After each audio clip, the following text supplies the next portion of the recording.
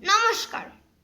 আজ আমার নিবেদনায় কবি ভবানীপ্রসাদ মজুমদারের লেখা কবিতা দুর্গা হাসে দুগ্গা ভাসে।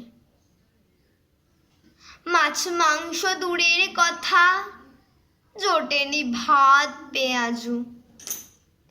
ফুটপাতে তাই গণেশার মা ভাবছে খাবে কি আজ। ও জানে না রাজনীতি কি কিংবা কোথায় গদিকার। ও শুধু চায় দুমুঠো ভাত এবং রুটির অধিকার। গাড়ি বাড়ি চাই না কিছুই সচ্ছলতা আর্থিকের। ও শুধু চায় দিন কেটে যাক গণেশ এবং কার্তিকে। বুকের দুধ শুকিয়ে গেছে, ঘুম ভাঙে তাই মাঝরাতে। গনসাকে তো মাথা খড়ে, হাড় ঝিরঝির মাঝরাতে।